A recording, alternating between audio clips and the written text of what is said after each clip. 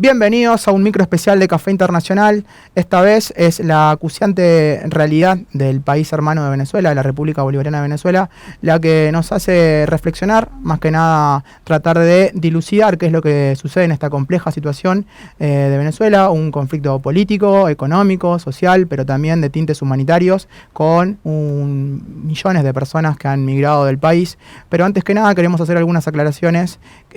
sobre lo que vamos a decir. Exactamente, como decía Pablo, esta es una crisis que está sucediendo en este momento, por ende es una crisis que es muy compleja de analizar, si bien hubo hechos que vienen pasando hace varios años atrás. Lo que queríamos aclarar es que muchas veces en los medios de comunicación los conceptos que se usan parecen vacíos o parecen conceptos usados aleatoriamente sin pensar cuáles son las características y qué implican esos conceptos. Y con esto nos hacemos referencia específicamente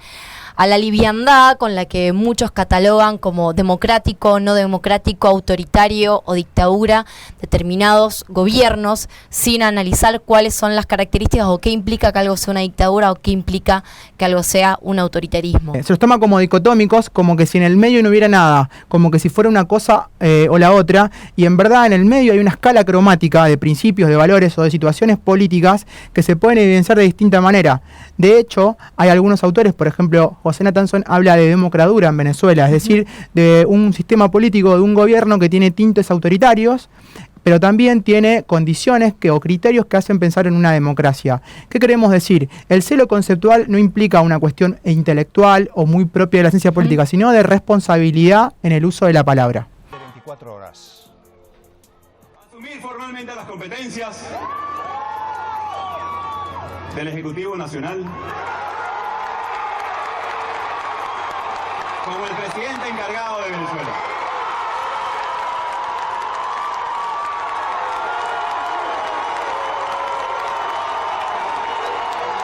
Para lograr el cese de la usurpación, un gobierno de transición y tener elecciones libres. Relaciones diplomáticas y políticas con el gobierno imperialista de los Estados Unidos. Antes de llegar a la situación actual, decidimos repasar más o menos cuáles fueron los momentos más puntuales de esta crisis y recordemos que el presidente Nicolás Maduro asume en el 2013, pero ya en ese momento Venezuela se encontraba en una profunda recesión económica, producto de básicamente la caída de su principal commodity y su principal activo económico, que es el petróleo, una recesión económica que llevó a que en el año 2014, por ejemplo, hubiera una inflación de más del 100% y eso sucumbió a gran parte de la población en la pobreza. Después sí tenemos el año 2015, donde sucede un hecho inaudito para ese momento, para el proceso bolivariano, que son las elecciones a la Asamblea Nacional en diciembre del 2015, donde la oposición gana las elecciones y obtiene el 2/3 de los cargos. Exactamente, lo que sucedió luego es que si bien fueron elecciones que fueron controladas por el oficialismo, es decir, donde había veedores que iban controlando la legitimidad y la legalidad de esas elecciones, una vez que la oposición gana los 2/3 de la asamblea, que cabe destacar que es un órgano unicameral que representa el poder legislativo en Venezuela, se consideró que hubo 3 diputados que fueron elegidos de manera fraudulenta por una supuesta compra de votos. Entonces, esos 3 diputados no fueron aceptados, no fue aceptado su juramento, ¿sí?, para formar parte de la asamblea en Venezuela. Entonces, en ese momento hay una sentencia del Tribunal Supremo que declara en desacato a la asamblea, o sea, el poder legislativo en Venezuela. Sucede que la Asamblea Nacional no reconoció esa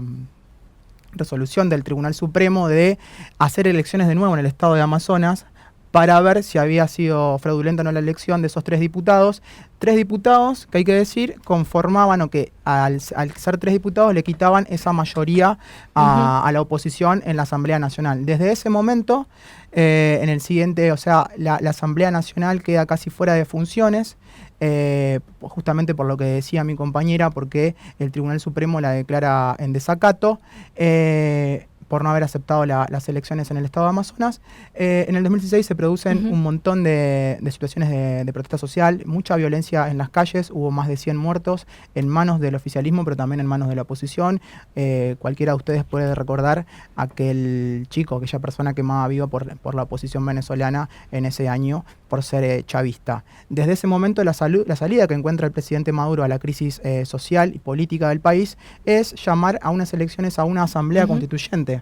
Unas elecciones que se darían en el año 2017, pero con un sistema bastante novedoso que no estaba previsto en la Constitución vigente, con lo cual se incumplía la Carta Magna en ese momento. Ese sistema era un sistema sectorial representativo, donde se votaba por sectores y también votaban los municipios para los 564 constituyentes. ¿Qué pasó? Que el chavismo ganó esas elecciones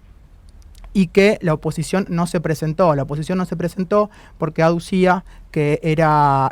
que fue fraudulenta y que iba a ser una elección fraudulenta, básicamente porque había sido un mecanismo pergeñado por el chavismo para ganarlas sin opción para la oposición. Exactamente, y el objetivo de esa asamblea constituyente era modificar la Constitución, cosa que no terminó sucediendo, y lo que sucedió es que, de hecho, la asamblea constituyente empezó a cumplir las funciones de la Asamblea Nacional, que, como mencionamos anteriormente, venía siendo deteriorada o obstaculizada su funcionamiento desde el año 2015. De hecho, la Asamblea Constituyente, que no proclamó una nueva constitución, subsumió, digamos, las funciones de la Asamblea Nacional como una especie de órgano suprapoder, y desde ese momento, digamos, desde mediados del 2017, que ya la Asamblea Nacional, es decir, es como si acá en Argentina el Congreso no funcionaria, dejó de funcionar de hecho, digamos, en los papeles uno puede decir que sí, que estaba presente, que los diputados estaban, pero de hecho no produjo ningún acontecimiento político. Y así llegamos a las elecciones a gobernador del 2017, de gobernadores, donde el chavismo, muy a contrapelo de lo que se podía suponer, arrasó en las elecciones para gobernador en octubre del 2017, ganando 18 de los 23 estados regionales, incluidos los estados de donde era parte, por ejemplo, Henry Falcón y Leopoldo Capriles. Y la oposición adujo algún tipo de fraude, pero no pudo probar ese fraude. Exactamente. Y en ese momento es que ya con la correlación de fuerzas de su lado, con un chavismo, con un oficialismo más que nada que se había recompuesto, el oficialismo Maduro decide adelantar unas elecciones presidenciales después que había postergado las elecciones a gobernador. Esas elecciones presidenciales se llevaron adelante en mayo del 2018 y en esas elecciones triunfó el oficialismo, pero, como ya decimos, ya desde hacía 2 años por lo menos, que las elecciones no contaban con veedores internacionales de prestigio, como por ejemplo el Centro Jimmy Carter o veedores de la Organización de Naciones Unidas. Bueno, y este año, a principio de año, el 10 de enero más específicamente,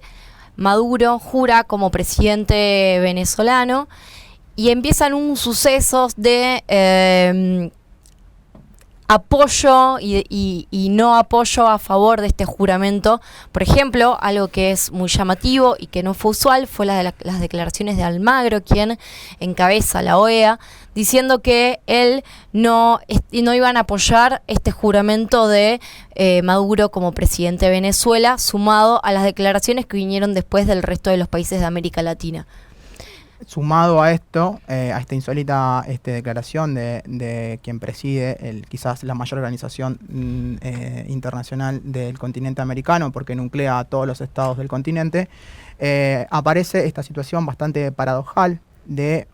el presidente de la Asamblea Nacional, Guaidó, que se presenta como presidente encargado, desacatando la primera magistratura de Nicolás Maduro, y desde ese momento la situación venezolana asume una dinámica y una avalancha de decisiones y de prácticas internacionales que conllevan a, por ejemplo, Estados Unidos convocar una reunión de urgencia en el Consejo de Seguridad de Naciones Unidas, donde dice que Washington iba a desconocer la figura de Maduro y, por el contrario, a reconocer a Guaidó, porque Guaidó había anticipado elecciones y que además urgía a los demás miembros del Consejo de Seguridad a que adoptaran prácticas que condicionaran, que asfixiaran políticamente y económicamente al gobierno de Nicolás Maduro. Podrán haber visto ustedes la rencilla que se dio a cabo entre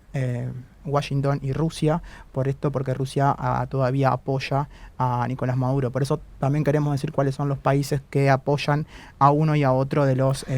supuestos candidatos. Claro, exactamente. Las repercusiones internacionales fueron muy rápidas, tanto en las cuentas de Twitter como en los comunicados que sacaron las diferentes cancillerías de los distintos países. Y, por ejemplo, de América Latina, los países que continúan apoyando el gobierno de Nicolás Maduro son Bolivia, Uruguay, México y también, obviamente, como él mencionaba, tenemos a Rusia, tenemos a China, tenemos a Turquía, que son los principales países que se han manifestado a favor del presidente actual de Venezuela, que sigue siendo el presidente actual de Venezuela, ¿no? Cabe resaltar que esta figura que manifestó Guaidó no es una figura que exista, digamos, legalmente. Entonces, es insólito también la cantidad de países que se proclamaron automáticamente a favor de Guaidó. Como que se estuviera planeado de antemano. Y, por ejemplo, también es insólita, bastante preocupante también la posición de algunos países europeos, el caso de Alemania, de Francia y de España, que ultimaron a Maduro a convocar elecciones en los próximos 8 días, esto fue hace unos días atrás, y eso también es preocupante porque sienta precedentes para el sistema político sudamericano, para cualquier país donde valen las reglas y vale la Constitución.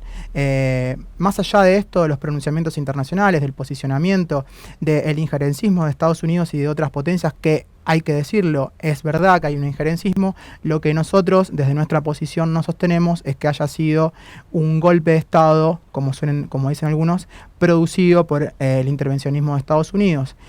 Básicamente lo que sucede es que hay una situación local, nacional, venezolana, muy difícil, muy compleja a nivel social, a nivel político y a nivel económico. Estamos hablando de una economía que el año pasado, el año 2018, tuvo un 1.000.000% de inflación, que tiene un 62% de pobres, para ser prudentes con las cifras, porque son cifras que se miden quizás desde meses anteriores, que son cifras de las universidades nacionales de Venezuela, que tiene el nivel más alto de asesinatos cada 100.000 habitantes en América Latina, que tiene un 80% de su economía que depende del petróleo y que no produce ese 80% de lo que consume. Con lo cual,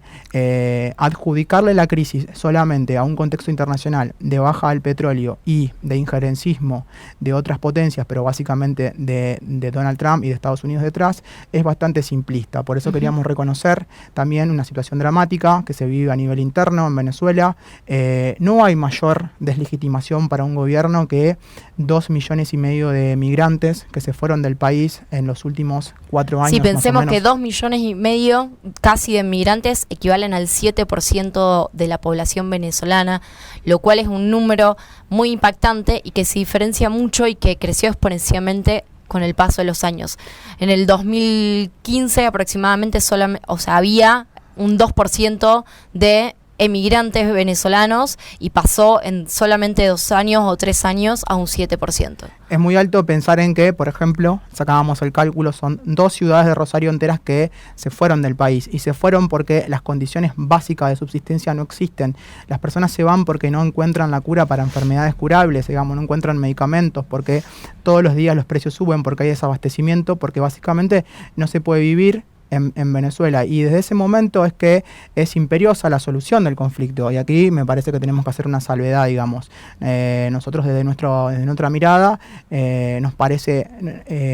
por lo menos una contradicción apoyar a un tipo como Guaidó, como lo han hecho en nuestro país, el presidente Macri en representación de Argentina, pero muchos otros, diciendo que están a favor de la democracia. Venezuela tiene que encontrar una salida transitoria, una salida para esta crisis que se vive. Esa salida no es el reconocimiento de Guaidó.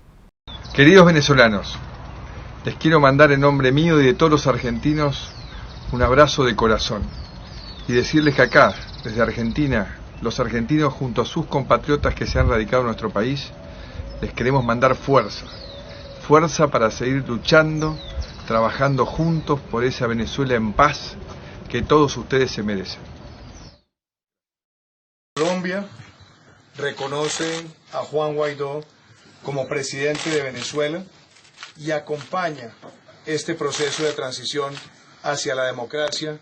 para que el pueblo venezolano se libere de la dictadura. El gobierno de Chile, al igual que el Grupo de Lima, y especialmente Argentina, Brasil, Paraguay, Perú, Colombia, Canadá y también otros países del mundo como Estados Unidos y Francia, hemos decidido reconocer esta presidencia como encargado de Juan Guaidó. Ecuador augura que el nuevo presidente interino, en el marco de la ley, llame a la brevedad posible a elecciones libres y transparentes, con amplia observación internacional. Vemos que esa salida democrática que promueven y que propongan muchos países y que nos parece adecuada, no debe ser el reconocimiento de Guaidó. En esta tesitura proponemos un consenso amplio de todas las fuerzas, inclusive del oficialismo, obviamente que debería dejar el poder, o llamar a elecciones anticipadas en las que se cuente con el oficialismo cuente con las garantías constitucionales, con las garantías de seguridad de que va a poder participar de un proceso eleccionario con toda la seguridad posible, ya que el revanchismo que impera en la oposición venezolana, un revanchismo que solo busca terminar con esta experiencia democrática popular plebeya que ocurrió en los años de la presidencia de Chávez y en algunos meses de la presidencia de Maduro. Entonces, lo que sostenemos es que un reconocimiento a Guaidó en estas condiciones no solamente sentaría un precedente muy peligroso para las democracias del continente, sino que también rompe con una tradición que podemos situar allá por a mediados de la década del 80, cuando comienzan la mayoría de las transiciones de las dictaduras a las democracias en el cono sur, básicamente, donde las soluciones se dieron por la vía democrática y por la vía constitucional. Y también rompería con otra tradición que se implementó a partir de fines de la década del 90 del siglo pasado, comienzos del nuevo milenio, que es la de que las soluciones a los conflictos políticos en América Latina, pero básicamente en el cono sur, se dan con los países de la región, es decir, en la mayoría de los conflictos que hubo. Uno puede recordar el golpe de Estado a Hugo Chávez en el 2002, las crisis en Bolivia del 2003 y el 2005, el golpe policial en 2009 a Correa en Ecuador. Todas tuvieron soluciones que se dieron dentro de los parámetros de organizaciones locales, regionales, y no tuvieron la intromisión, por lo menos de manera directa, de Estados Unidos. Entonces, esta solución, este reconocimiento a Guaidó, rompería con esas dos tradiciones y además sentaría, como dije antes, un precedente muy grave para todo el sistema político regional.